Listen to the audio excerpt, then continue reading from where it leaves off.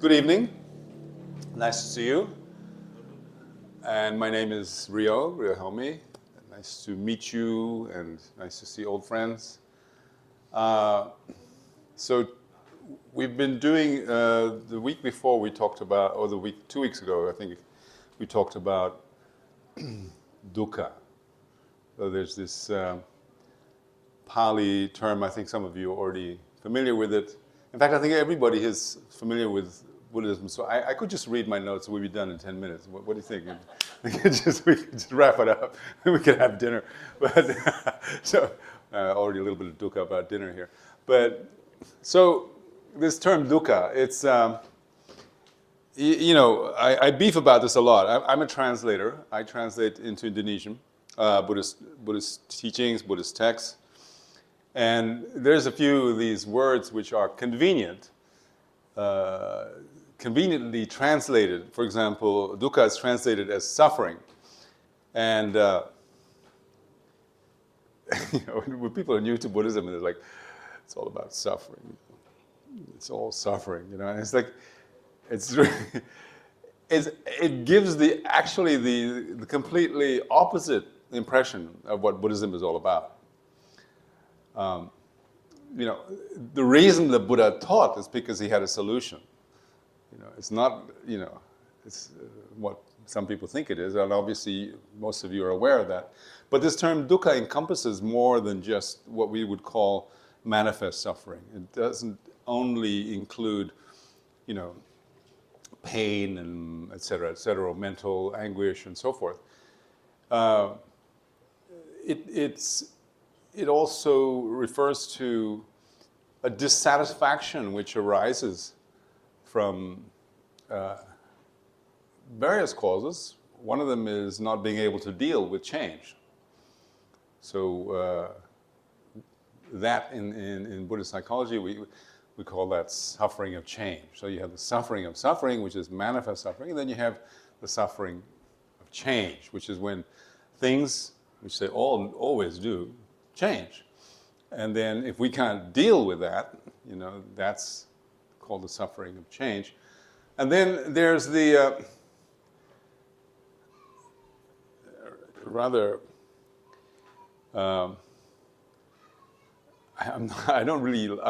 technical term in English is the all-pervasive suffering, which is kind of even more horrible, it's all suffering. But what it just means is that we have this, is that okay? Okay. So what it means is that we have this vulnerability, this constant vulnerability, exposure, if you like, to suffering, to dissatisfaction. And this is something which is very, when it's presented in these technical terms, it's kind of like, oh, okay, all pervasive suffering. But what it, and it gets a little bit worse because what that refers to is this vulnerability arises from having psychophysical aggregates, which now that's a big term. The simple term in Sanskrit is skandhas. And that just actually means heaps. So we have these 5 heaps. You've got your body, you've got your feelings, you've got your perceptions, you've got your mental formative factors, and then you've got consciousnesses. Okay, so anyway, basically the reason why this is considered to be the source of this all-pervasive suffering is because when we have acquired these psychophysical aggregates through karma, which is tainted, then those psychophysical aggregates are in fact tainted. They've got that vulnerability built in. They've got that potential built in. And so when we talk about dukkha in Buddhism, there are different kinds of dukkha, different kinds of dissatisfaction. I mean, there are things which we can relate to in daily life. One day, you're the it person, you're the Instagram influencer, and the next day you're not. It's like, oh shit, that's not so good, and you get like, or one day you are you have a lot of money, the next day you don't. This is kind of a dukkha too. We lose, and then ultimately, one of the things is we come into the world alone and we go out alone, and nobody can come with us. Nobody can support us. And so we lose all that, and that's another thing. But when we look at, and on a global perspective on dukkha, it's these three things. Okay. Now my wife has begged me not to make this all too technical today, but I'm going to just try. Okay. So most of you, thankfully, have some exposure to Buddhism. Okay. So I've got a script here. I'll try and follow it. So what we're going to talk about today is what triggers dukkha. So is anybody here not familiar with the four Arya truths, the Four Noble Truths? Everybody knows what they are. This is the first teaching the Buddha ever gave. Is the four Arya truths, the Four Noble Truths. This word Arya was translated into English as noble.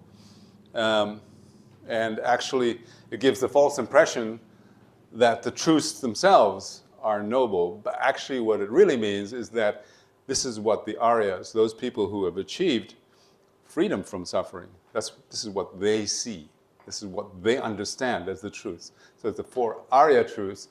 And once again, in English, it's been translated as the Four Noble Truths. And, it took me a couple of years before I figured out, oh, wait, that's not referring to the truths themselves, which are, of course, obviously, they have that quality of having come from the perceptions of the Aryas, and of course they are, they are true.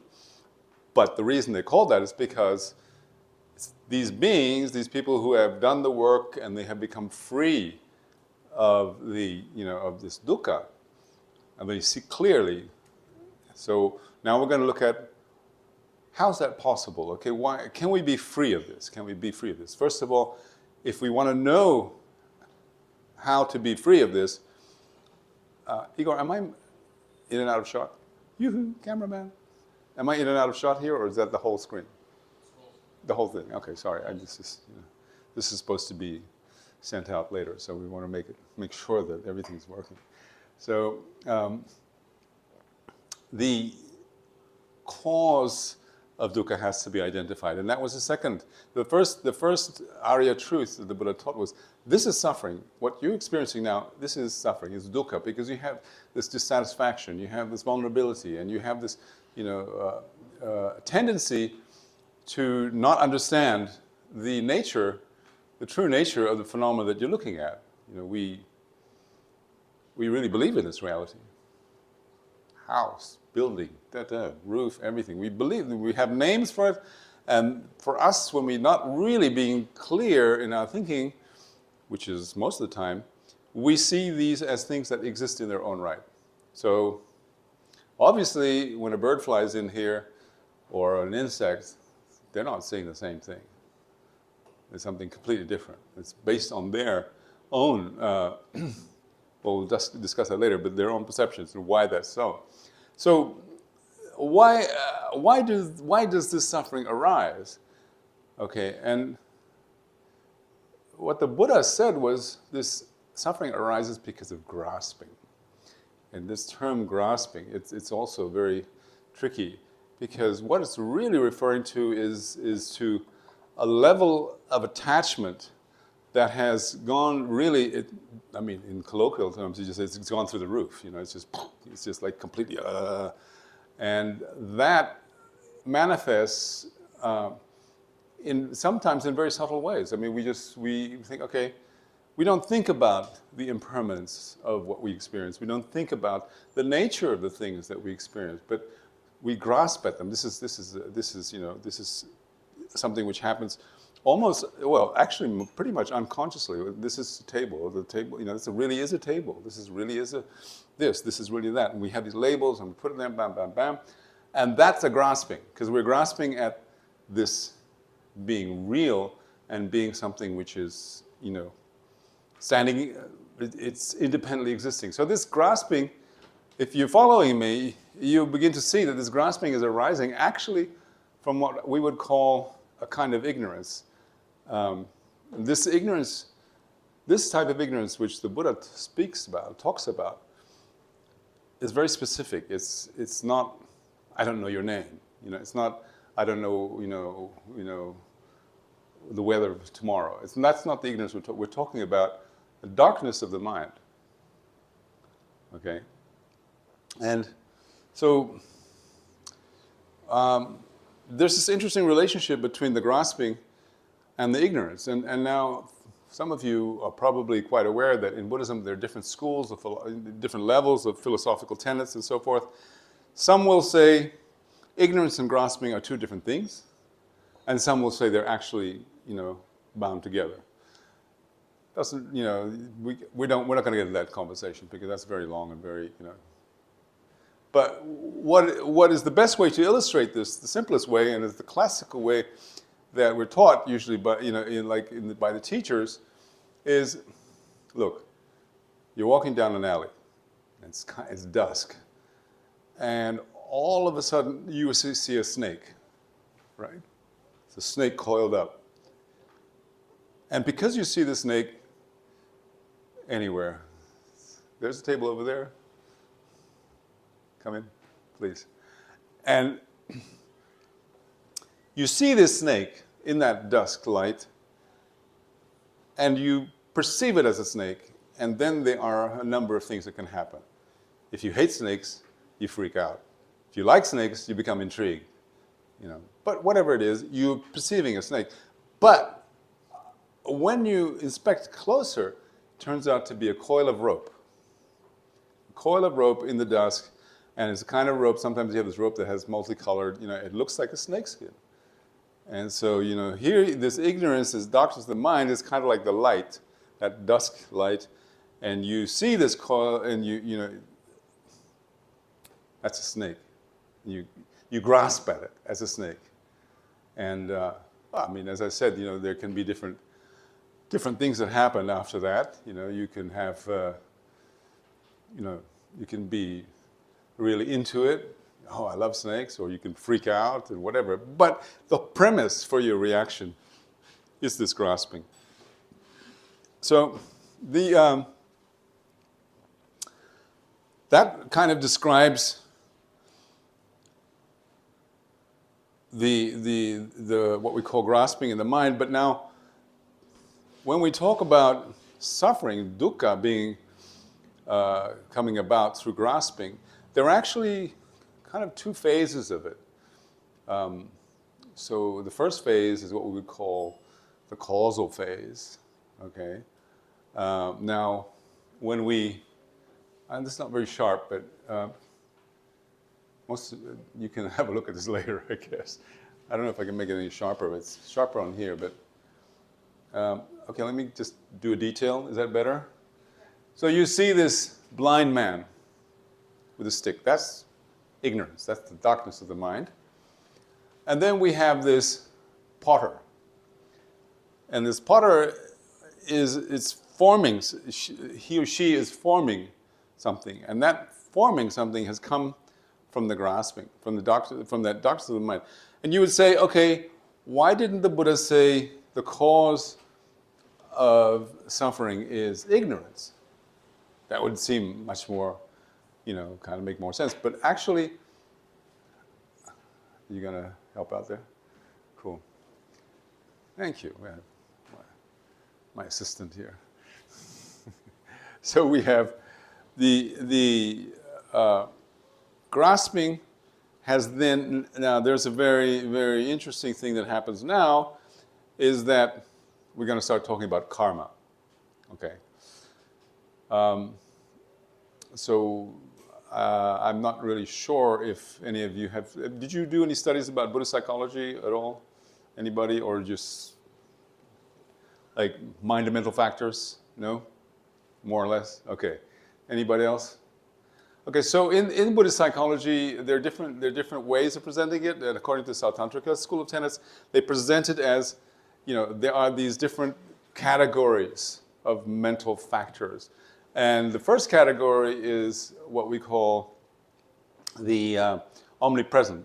They're always there when you have any kind of experience that's clear to you. Has anybody here been in an airport and you missed the announcement? You've had that experience?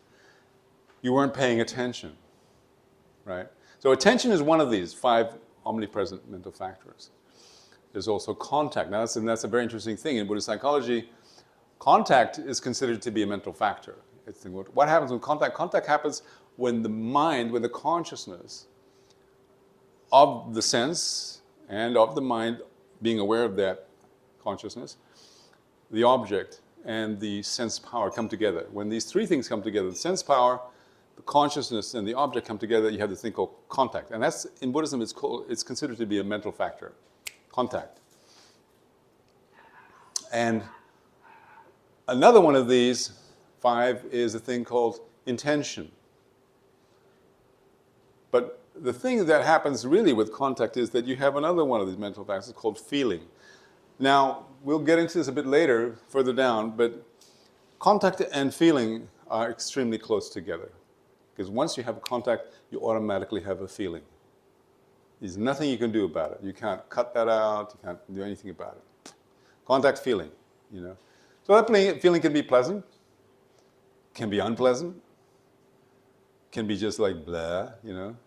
These 3 things, this kind of indifference, which is not the same as having a neutral, you know, what's it called? Upaka.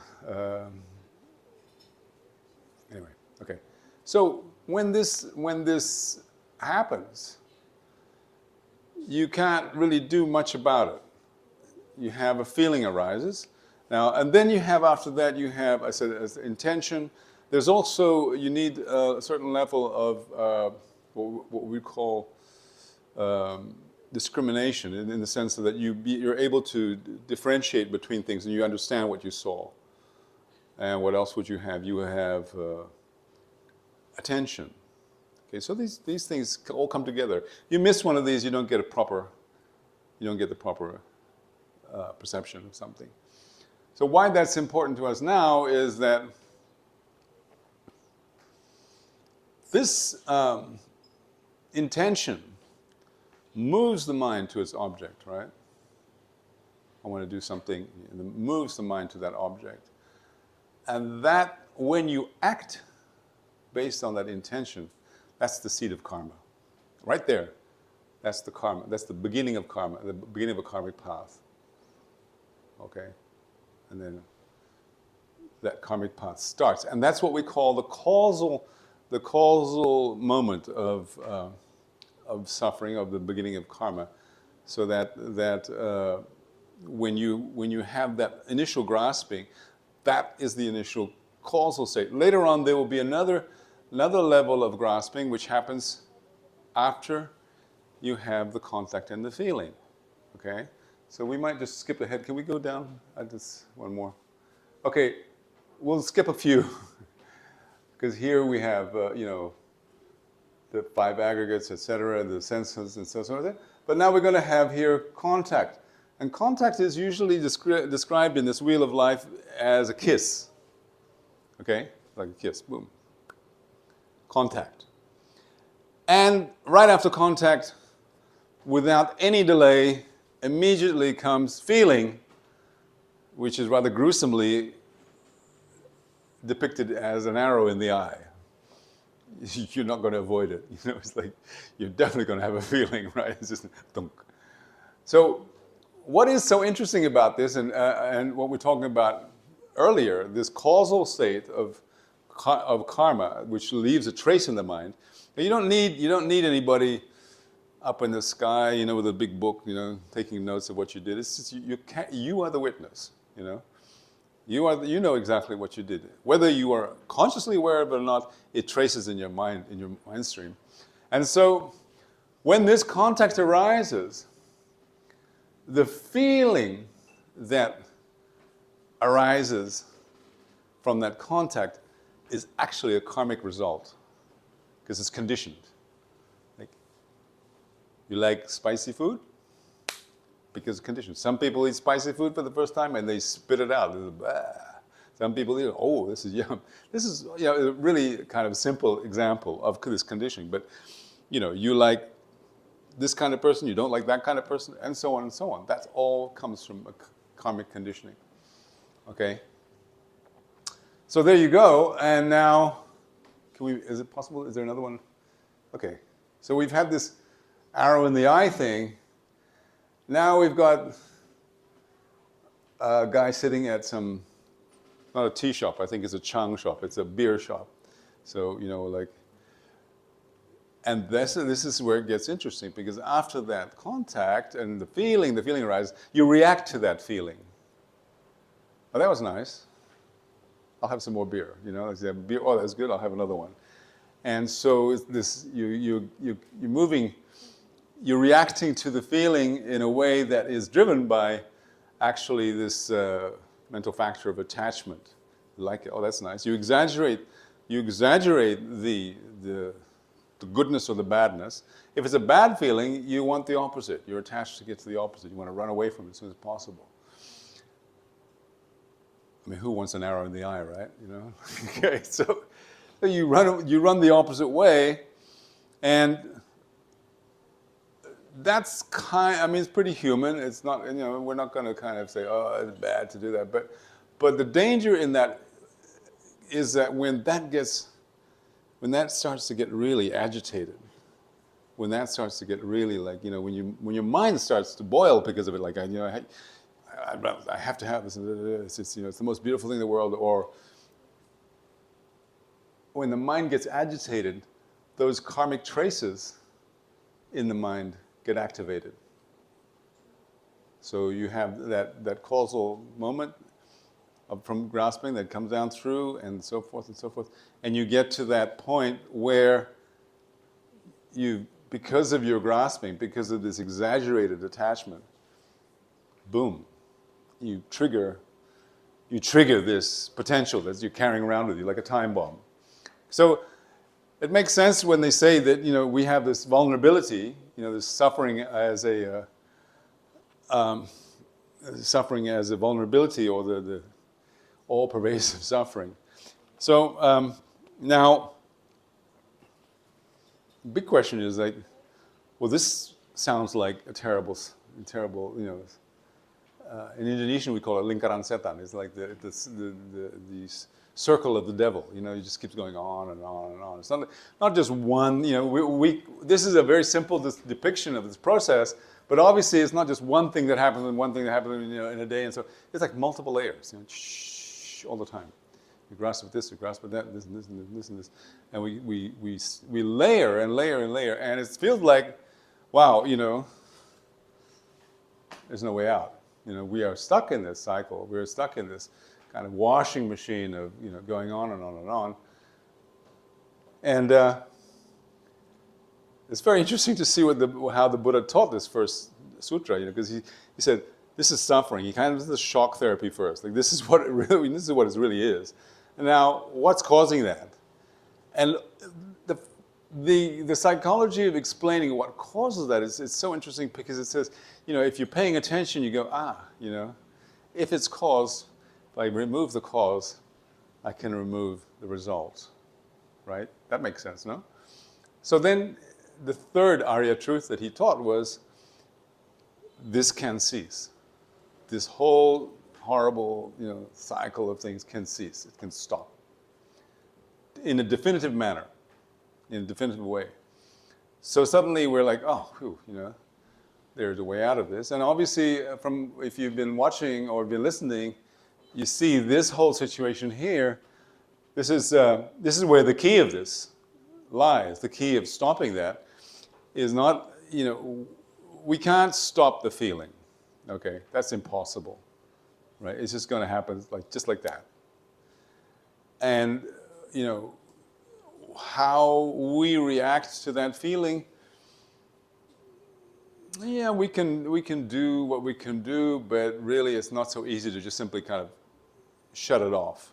But we can start by trying to avoid it, really getting super agitated and super, exaggerated. So this, so there's a whole range of methods that the Buddha taught in order to get this under control, this moment under control.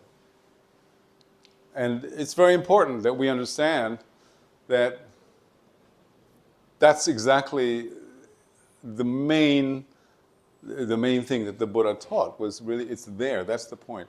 Like when we talk about, ethical discipline, some people think, oh, that's really constricting, but actually if you were paying attention, it's really liberating because it's, you don't have to think all of this through. You can understand this and you can say, okay, well, I'm not going to do that because that's going to trigger, and so on and so forth.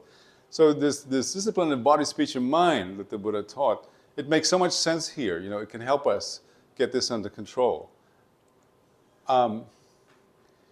If we, for example, then think about focusing the mind. If we don't have the discipline, it's very hard for us to focus the mind. But if we focus the mind, then the mind becomes stronger and more capable.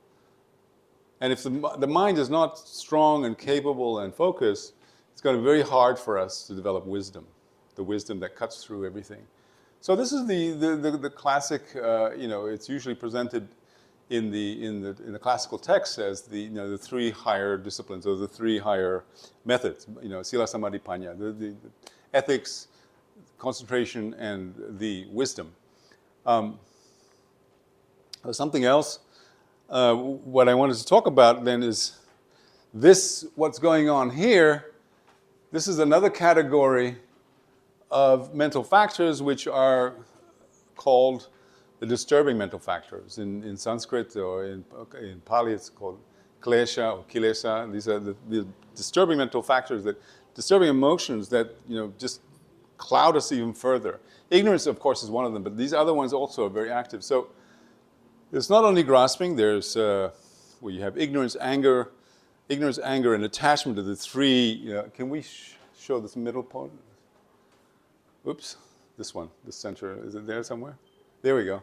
So we have these three, which are the three mental poisons. These are the most powerful of all the kleshas. There are 6 primary kleshas and 21 or so secondary, 22 secondary ones. I can't remember exactly. But these three are the ones that are most powerful. They really activate us. So when we talk about dealing with the kleshas, I mean, these are the habits we've had for such a long time. We don't even. I was thinking about this the other day, and I remembered something from about 20 years ago. When I used to teach and counsel. I used to teach meditation and counsel prisoners, drug addicts mainly, in Krobokan at the jail near Denpasar, and that was a very interesting experience. I thought I was capable of doing it, and well, I think I got through it. But it was the first day we walked in and to this cell block, and the doctor came, with me, and he said, "Okay, everybody out of the cell block, out of the cells. Everybody sitting in rows. Take your shirts off. It's too hot." They're all, This is Pario. He's going to teach you meditation. You're going to listen to him and do everything he says. Pario, I'll see you in an hour. He took off and the door, locked the doors on the way out. And I'm like, this is very cool. Okay, what am I going to do now? So but I realized that, I had no choice but to just deal with it. But I realized something that was very interesting is that I could actually learn from them. And one of the things I did learn from them was I was trying to explain to them a little bit about this, not in these terms. I mean, it was in much simpler terms, but the thing about contact feelings and, reacting to it. And I thought I was really clever, and I used the analogy or the example of, spoon, because these guys were shooting up, and they were using heroin, and they were not using like individual syringes. They had like a veterinary syringe, like what you would inject horses with, and they would cook up their thing, and then they would just stand in the line and so just go. I mean, and this was an HIV reduction program, and like we were desperate to stop this because it was just crazy, you know. It was just, so why would they do that? Because of that incredible, you know, agitated attachment, right? Which, you know, junkies do have, and you know, this is just one of those things. But the interesting thing about junkies is they have this kind of, their minds are always working. They might be sitting there like nodding off, but they're figuring out where they're going to get their next fix, where they're going to get, you know, they've got it really like it's wired. And so, you know, I'm sitting there, okay, I'll use the analogy of a spoon, you know, because when they cook it up, you know, they use a spoon, right? And I'm thinking, they'll understand this. You know? And they're looking at me like, so, you know, when you see the spoon, you immediately think about, you know, shooting up, and they're just looking at me. And finally, one guy, you know, I think he just took pity on me. He said, "Sorry, you know, there's 100 guys out there. They just took pity." So, you know, spoon. We see a plastic glass of aqua, and we think about it, you know. And I'm like, I was so kind of, okay, you know, I learned something today. You know, it goes, you know, it escalates, you know, and it escalates. Even the things that trigger us escalate. So why I'm talking about this is because there were these two very famous Buddhist scholars. They were actually half-brothers, Arya Sangha and Vasubandhu. And they wrote a lot of very, very useful texts and stuff. And in one of the texts, they're describing how to deal with the kleshas, how do we reduce these, you know, how do we get on top of these negative emotions, which are basically, they're entrapping us, they're poisoning our lives. And so there was a discussion. At first they had like 6 reasons why the kleshas arise, blah, blah, blah. One of them would be social contact, you know, you're hanging out with the wrong kind of people, et cetera, et cetera, et cetera. Then I think it was, I always get this wrong, I can't remember who was a Vasubandhu, who was the younger half-brother, but, yeah, I think he was the one who narrowed it down, or maybe Asanga did, narrowed it down to 3 things you could do. One of it is just to simply just stop the kleshas, just stop them, you know.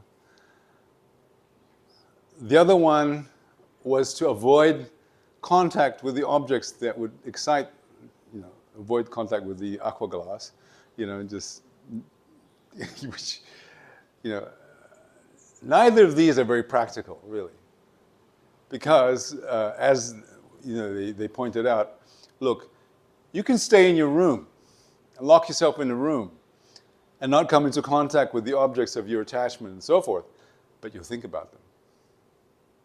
You know, you'll think about them. I remember once, about, I don't know, 20 years ago at some point, you know, when there was the whole financial collapse and blah, blah, and I got skinned, and I was like, okay, this is ridiculous. I'm sick of all this. I want to go into a long retreat. I'm done, you know.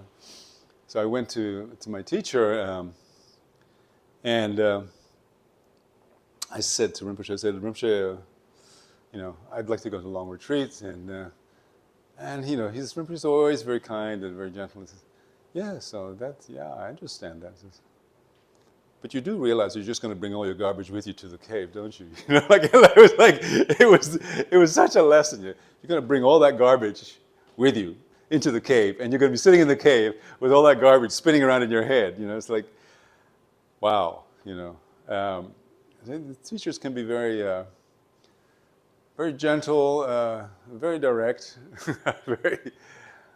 I wanted to become a monk quite a while back. And I asked His Holiness, but I didn't have the guts to ask him directly. This is so craven of me, but I asked his brother to, you know, could you ask the boss, you know, what he thinks? So I'm like, I waited, didn't want to push it, but after a week I couldn't stand it anymore, and I ring up his younger brother, and I say, so what did he say? He didn't say anything. He just started laughing. Okay. Well, there's a lesson, you know, like, all right. So I'm put in this situation where, look, we all are in this situation. not just me. We're all in a situation where we have to deal with this in a way that has, the other things, living in a cave or taking on the ropes, stuff, they are helpful. But if you don't deal with this in a principled way, like in a very direct way, you're not going to get anywhere. And the third method that Vasubandhu came up with, or Arya Sangha, was attention. You will not be able to avoid the objects, etc. You will not be able to just simply pull the kleshas out by the root just like that. That's impossible. You can stop paying attention. And that is an incredible piece of advice. That's an amazing piece of advice. Because when you're here, can we go back to no, down? Yeah. When you're here and you've got these things going on, the one thing that you can do is stop paying attention to it. Move your attention somewhere else. And that sounds really, really simple and really easy, but actually, it's the only thing that's going to work at this point. So when we talk about, are we capable of ending this cycle of suffering? This is some of the most potent advice I think that the teaching gives us. It's very specific, and if you do have a chance one day to study or to read at least Mind and Mental Factors, which is part of the Lorik, the study of the mind in Buddhist, Tibetan Buddhist specifically. But actually, there's a version of this in the Theravada as well, but it's slightly different, but it's a similar thing. It's very useful to look at what each one of these, for example, there are 11 negative mental emotions which are described, and then it's described in there, what does it do? What are their functions? What do they do? And, in one way or another, it all comes down to they make you unhappy. And so, we might really fight for something and get this thing, but what's the satisfaction?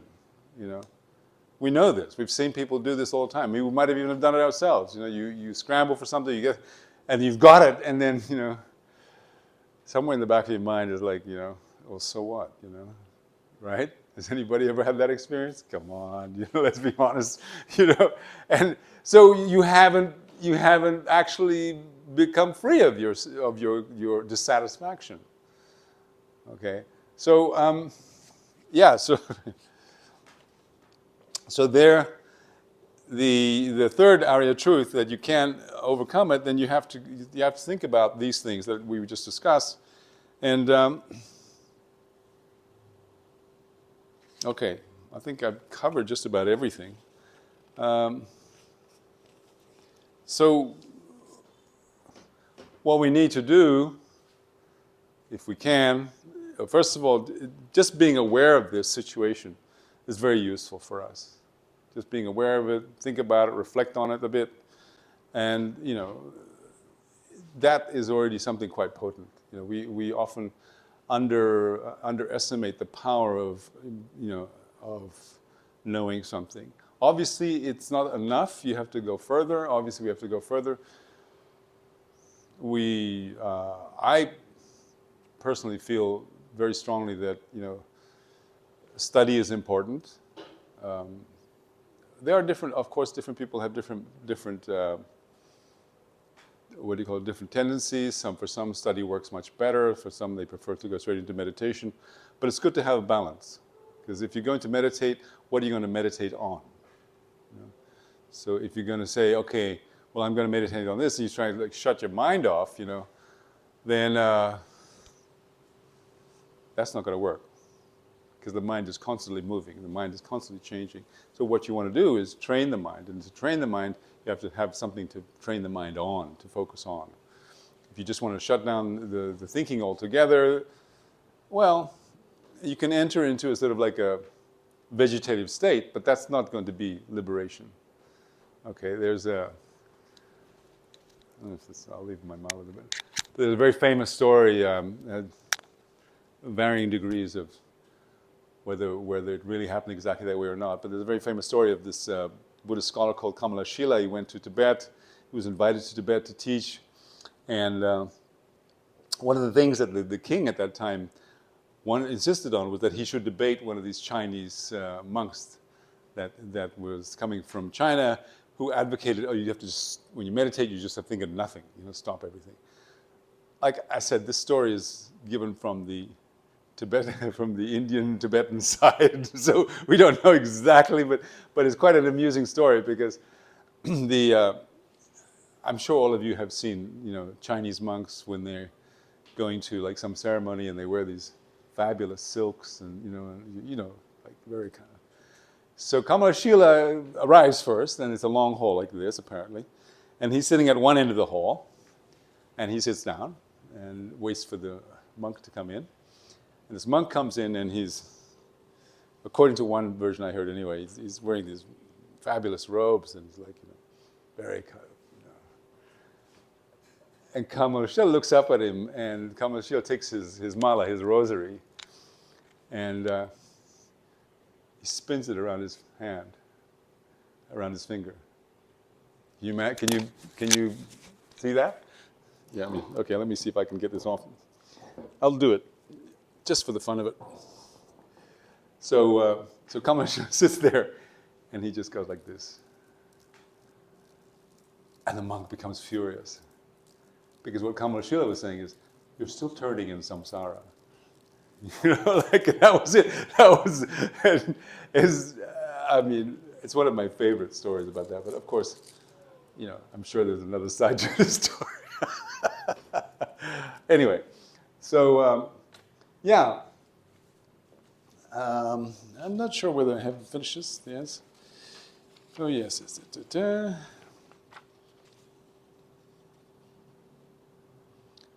Okay. So, that's an interesting sentence I wrote this morning.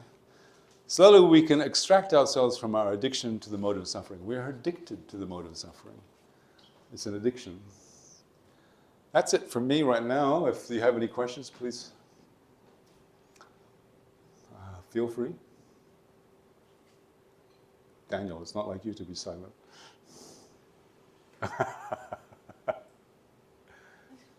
You have a question? No? That means I either did a really good job or I had... I have a question. Okay.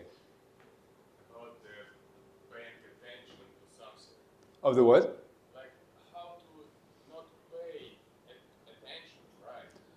Yeah, okay, so, it can be as simple as, when you're not paying attention, doesn't mean that you deny that it happened, okay? You say, okay,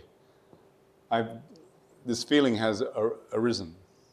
And of course, what you're going to need to do before that is, that's why I said, it's important to have some level of study, so you understand, when I'm talking about study, understanding, for example, from the Buddhist perspective, what is the nature of reality? So, we have these really kind of difficult words to translate into English, not only dukkha, but for example, shunyata.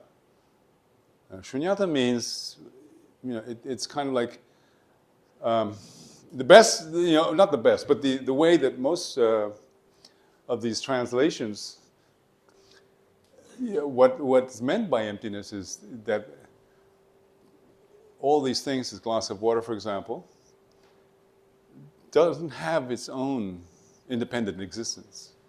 It depends on other things, right? If it was existing independently, it could never change, right? If this existed on its own right, without depending on causes and conditions, then it would be immutable.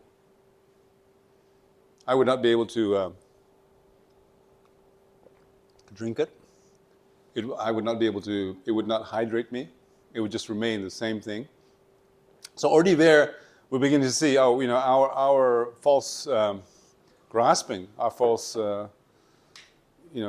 way of perceiving things. So when we get more familiar with that, and when we become familiar, for example, with impermanence, how things are always constantly changing because of this conditioning and causality, yeah, then we start to loosen up our grasping. So when we say, okay, try to not pay attention, we just say, okay, this has arisen, something has happened, something has come to my attention, and I've become, stuck on it. But actually, it's just something that arises, and then in its own time will, go away. Will just fall apart. So why, even if I'm paying attention to this, is it useful to me? At some point or the other, we need to take responsibility for our own minds and for our own selves, right? Who else is going to do it? So this method of studying, and it doesn't have to be, you don't have to do like 20 years or 35 years of Geshe study in a monastery. I mean, there's so much that's translated, so many books around, some that explain things quite simply, and just the basic Buddhist principles, if you just go into them, look at them, okay, all things which depend on conditions and causes are impermanent. The only things that are not impermanent, well, there's a category of what we call permanent phenomena, but they are absences. For as long as there's not a pink elephant in this room, that's a permanent phenomenon. But it only means for as long as there's no pink elephant in this room. So that's an absence. And when we talk about, emptiness, the so-called emptiness, or shunyata, this lack of inherent existence, that also is a permanent phenomenon, but as long as the phenomena exists. So if there's no hand, then there's no emptiness of the hand. So this emptiness is also actually linked to this. But the main thing is to get this sense of how things are they're very transitory. They're very illusion-like. They do exist, but their mode of existence is dependent, right? And once you start to get into that mode, you can start loosening up your attention. Okay, well, there's something else on the horizon, whatever. It takes practice. Yeah, so that when we talk about when we've understood that intellectually, then you're going to have to think about it. You're going to reflect on that, like analyze it. Is this really true? Is this really the way it is? And when you get that moment, Dionysius, that's what you can hold in your meditation. That help? Hmm? Of what? Like the food that we eat or clothes that it's easier to understand. Like, for example, that we can be attached to them, or what? No, someone is making food. Oh, yeah. I mean, obviously, one of the things that we do when we label is we ignore a whole process that is involved in having phenomena appear. And like, let's just take, as all I just said, take the example of food, So we had this very delicious whatever it was, and now it's gone. It's not there anymore, and somebody made it. And when it came, it looked nice, it looked beautiful. Sorry about the sound. And it looked like something in its own right, but actually, where did it come from? The vegetables were grown by somebody. Somebody had to cook it. Somebody had to buy it. It's like really complex thing. The clothes that we wear, the fancy headband that we wear, which is in fact the Balinese headdress, somebody made it, and somebody had to weave this thing. Somebody had to design it, and so forth and so forth and so forth. The table where you have your elbows on, somebody made that. And what it was made? It was made out of wood. The wood was in a tree. The tree grew, and so forth and so forth and so forth and so forth. There's nothing that exists that has its own, rightful nature. It's dependent. So, okay. I have to always pay attention to the boss. Okay. All right. So, any other questions? Feel free, please. Yeah. So by giving something attention, Yeah. is that like reacting to something and trying to teach yourself, I don't have to react, just let this pass because it's impermanent? That's part of it. But one of the most important things about not paying attention is understanding the principle that the more you pay attention to something, the bigger it becomes in your mind.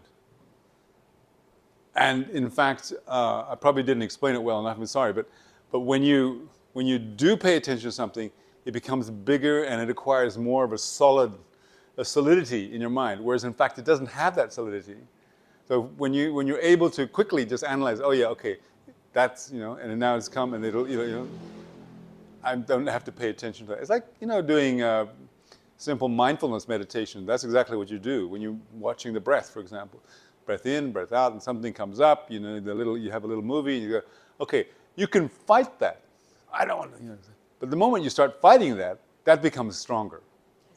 Because you allowed your mind to go into that. And when you allow your mind to go into that, then this gets a little wild. The grasping gets, even though you think like you're sitting there and you're sitting on your ass and you're sitting there and your knees are aching and you're like, oh my God, you're like,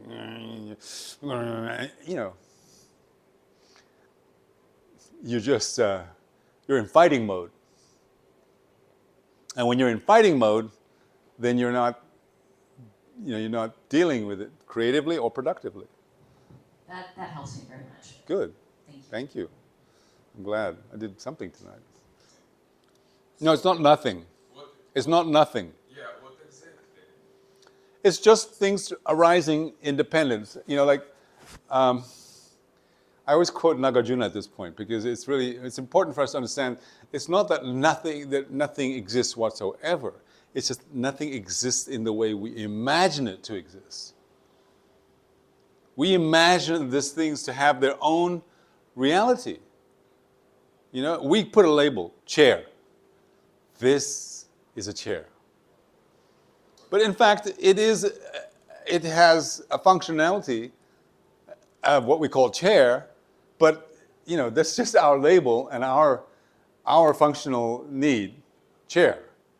But like as I said, something comes in here like a bird. I mean, maybe it's a good place to poop. I don't know. It is our projection, if you like. Now, when you say, how do we know when we're not paying attention or paying attention, right? That was the question, basically. Yeah, Well, you asked about shunya, right? why about like feelings? Like what the feelings like right when you not Okay. How do you know when it's right?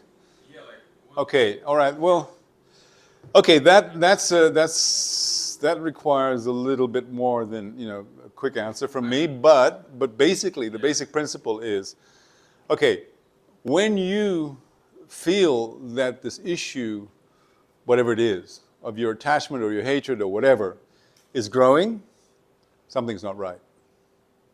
Okay, that's the simplest thing.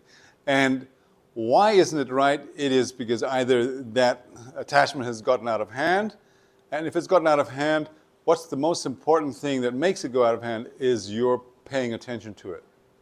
Okay? Because you're fueling it. It's like you're giving it more reality. Right? So why we discuss the idea of shunya is to understand that actually things just don't exist in their own rightful manner. They exist in dependence.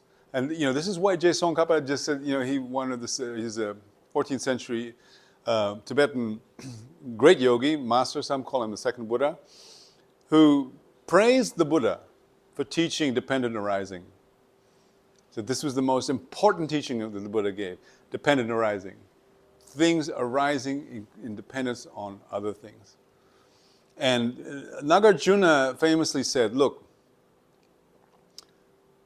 in samsara and nirvana, there's not one atom that has its own existence. Yeah. Material atom. Sorry? Like material atom. Material, whatever, mental, whatever. And there's not one thing. What's there? What's inside this shunya? Only. Oh, you want something inside it? I This don't is where we're going to go off the rail, because shunya is not a place, shunya is a condition. Yeah, exactly. I don't want nothing except love and joy. That's all. Okay, well now And we've gone on another topic, but let's just stay on this topic for a little moment now, okay? Now, I mean, what if I need to pay attention to what exactly, like what? If I don't pay attention for problem, for example, it's not grow up. Or no, wait, stop. You got to stop for a minute so I can answer. Okay, you've got 25 questions in a row there, and I want to just deal with one by one, okay? So first of all, what we don't want to pay attention to is our negative feelings. So if you want to talk about, I want to feel love and joy, if you've got this negative feeling, you're not going to have love and joy. It's a basic, in Buddhist psychology, and actually makes a lot of sense. The mind doesn't do two things at the same time. It's either mad or it's loving or whatever, but it just doesn't do two things at the same time. You can multitask, but what the mind is doing then is going, and this is why when we spend a lot of time, I've been doing this experiment with, watching my mind as I scroll, and I go, and I end up completely chaotic because the mind loses its clarity when you keep doing that too much. But if you slow down, say you want to feel love and joy, but what's the opposite of love and joy? It's attachment and anger. Okay? So now when that attachment and anger comes up, don't give it attention. Don't give it any energy. Okay? That's the most important thing. Okay? Now when we talk about shunya, why that's important is because sometimes, I don't know, if you're like me, when I get mad at something, I'm just like, every time when I get mad at something, it becomes very kind of solid, this is a bad person on the motorcycle, he ran into me, and like, you can do this every day on the traffic in Millwood, you can do that, you can get that experience, kill this guy. And because you're paying attention to it, it becomes a much bigger problem. If you pay good attention to this, like you sense this guy. Well, you say like, okay, this guy's got a problem. Wow, what interesting world I'm living like. Okay. Well, no, it's just that what you're looking at is kleshas. What you're looking at, this is, wait, slow down. So what you're looking at is a negative emotion which has taken control of the person. Okay. And what you're talking about, love and joy, you got to feel compassion too. So we need to feel, when we see that, what we should be feeling, and it's not easy. I'm not even going to pretend like I can do this at the drop of a hat. What we should be doing is feeling compassion. Yeah, for sure. Passion. This person is klesha. His mind has been taken hostage. Yeah, without judgment. Okay. Yeah. Well, this is the reality. So I just really want to finish this quote. This is one of my favorite quotes. I just have to do it. Okay, this Nagarjuna. Okay, so Nagarjuna said, samsara and nirvana, not one atom of real existence, but causes and results, cause and effect are unfailing. That's what Nagarjuna said. They don't have their own reality, but cause and effect never fails. And that's why we discuss this. And so this is why, okay, now we see this cause and effect doesn't, now how do we break that cause from creating its effect? That's what this talk is about tonight. Okay? Okay, thank you. All right. I hope this thing focuses. Does it autofocus? Huh? Does it autofocus? Yeah. Okay. I will do it with love and joy. Okay, great.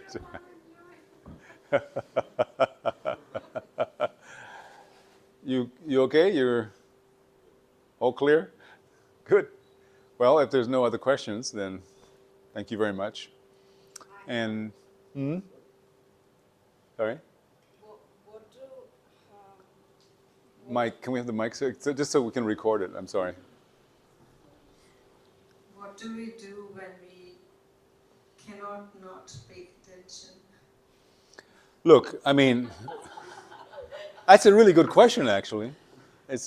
Because, you know, the first thing that we could do, which is useful, is to have some compassion for ourselves, because that's the clearest indication. I mean, we can pretend, we can do our yoga poses, or we can meditate, and we can preach and blah blah blah blah blah.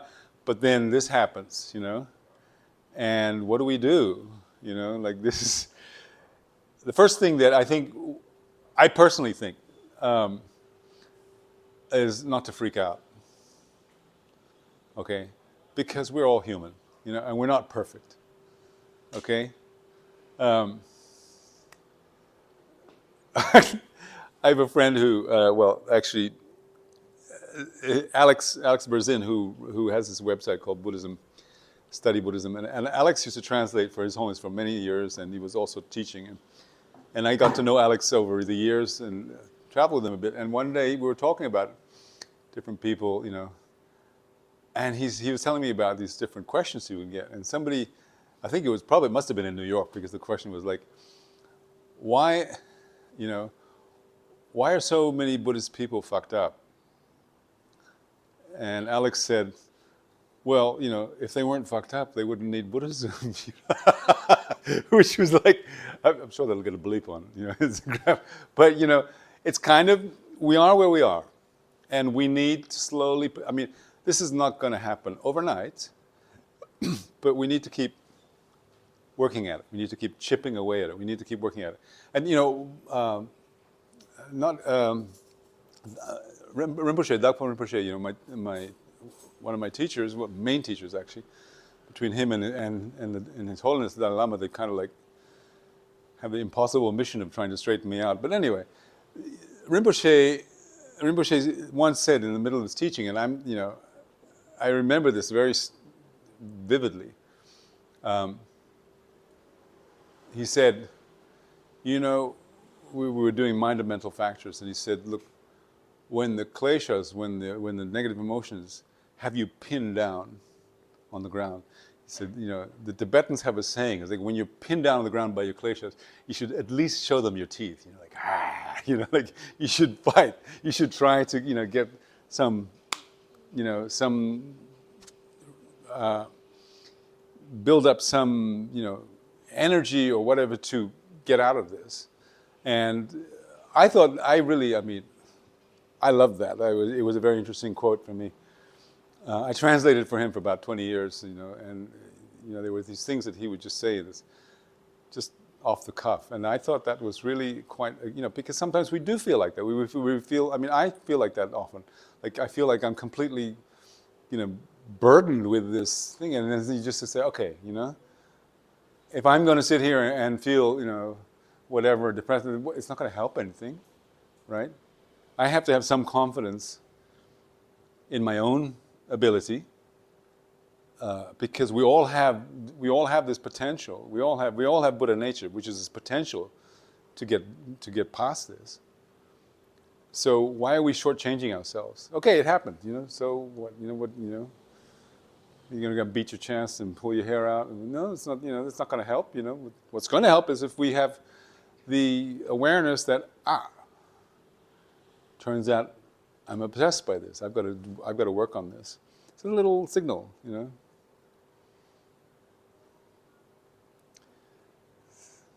That's the best advice I can give. I'd love to be able to I have this pill here, Priya. You just take it and it's all done.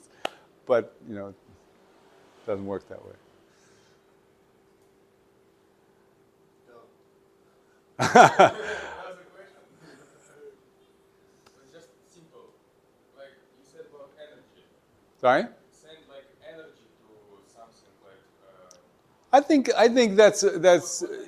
think it's a good thing to do. I think This is a subject for a slightly the next level up. Kenapa tadi? Oh yeah. Okay. I mean, the question of sending energy to people, like for example, there are these meditations, what we call tonglen, taking and giving, and you take on the sufferings of others and so forth. And then at a certain point, when you're doing this, and if you've had the instructions and you've done the whole thing, then there's this point where you visualize yourself as a Buddha, and you visualize yourself radiating this light out and all this. But then you after you do that, then you go like, but too bad I'm not there yet. I can't do that. But these living beings, including myself, are still suffering. So I have to do something about it. So you take on, what you do is you take on responsibility. Okay, and how can I help them? What is the way that I can help them? And the only way I can help them, which is effective, is to become a Buddha. Because if you look at kings, if you look at great teachers and so forth, they are important for us, but they cannot help us become Buddhas straight away. It's only the Buddhas that have that capacity to have instantly help living beings. So this is our kick in the pants. Let's get going. We need to, because these Buddhas, they have their 32 major marks, 80 minor marks. They've got the qualities of the body, speech, and mind, and so forth. They have incredible capacity, and only they have it. So why do I want to be king? There's no use for that. No use for that. So we get focus. Okay, so it's going to take a few lifetimes, maybe a couple hundred, but still, we could just still be going around here. We could be just doing that forever. No, it's a choice. So this is where this thing of giving energy to others is really important, because it's good to condition ourselves to think in that way, because that will help us. That's part of the path. And when we do anything that is beneficial to others, if we just leave it at that, that will be good karma. There's no question. But it will be only good samsaric karma. You'll just have a good life, and then you have this, and then boom, boom, boom, boom, starts again, and then we have the same problem. But if we say to ourselves, may this deed, or whatever I did, may this become a cause, we dedicate it for becoming a Buddha. Jason Kappa was very clear about this in the Lamrim Chemo. He said, look, if you just do these positive deeds, there's no question that it is good karma. But what kind of karma? It will just be samsaric karma. You will become rich, you will become this, and rich people die and they don't bring it with them. What's the good of that? But if you focus this and you keep your focus going, you start to condition yourself. And this thing of giving energy, yes, we should really think in that way, but we should also have the clarity of mind to realize that this is still an aspirational level. So we have to work towards it more and more. And that, by the way, that wanting to become a Buddha for the sake of other living beings is what we call bodhicitta, the spirit of enlightenment.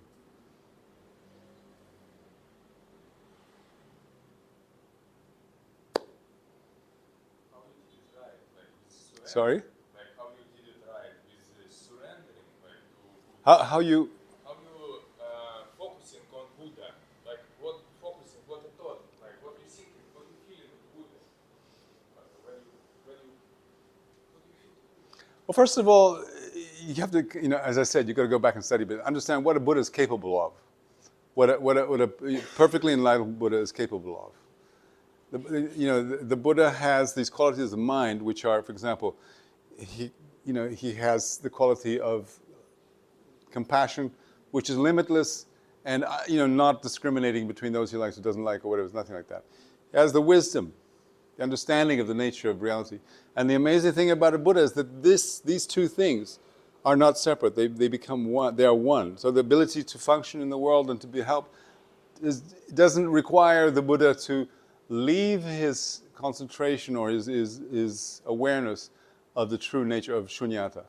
This is, because before Buddhahood, one is more dominant. At a certain time, this is more dominant. You know, and so. But when you teach Buddhahood, this is so. There's a complete and incredible power and capacity to help others. If you read, various sutras, like for example in the Heart Sutra, it's clear that the Buddha, for example, doesn't say anything in the Heart Sutra until the end, and the whole conversation goes on between his two disciples, Avalokiteshvara and Shariputra, and he inspires, just by his mind, inspires Shariputra to ask a question to Avalokiteshvara. Avalokiteshvara is inspired to give him the answer and the explanation of the whole path, but it's like in a condensed form. And so, without saying anything, and it's only at the end that the Buddha says, the Buddha, says, less so, less so. So it is. This is the way. Well spoken. So the Buddha can inspire with his speech. The Buddha can inspire with his mind. The Buddha can inspire with his body. This is an incredibly powerful thing. So the Buddha's body is 32 major marks, 80 minor marks. It's just like radiant. And these are not things that we can see in our normal physical way. They're on a different level. Okay, we could go on all night about what a Buddha is, and then, we're finger pointing to the moon, so we need to study, reflect, meditate. They're all good questions, but I could be here all night, and these guys probably want to go home. I don't know. Yeah, okay, so, and last one.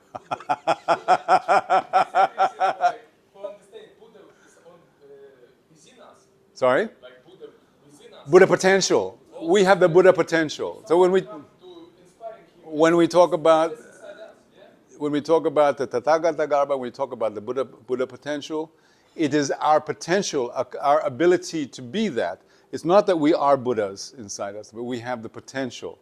And why do we have the potential? Because our minds are shunya. Our minds are not fixed. They're not, they grow, they change, and that potential is how we can become a Buddha.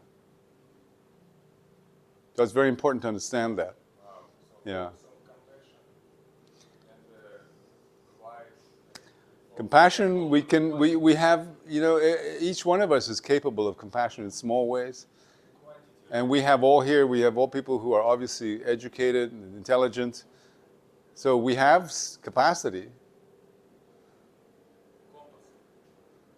It's just, slowly kind of moving towards it.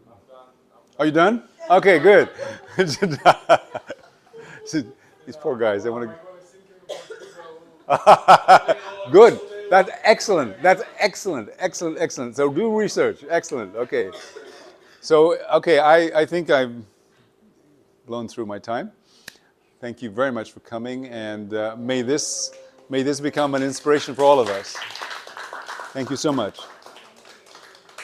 So may this also become a cause for all of us becoming Buddhas. Thank you.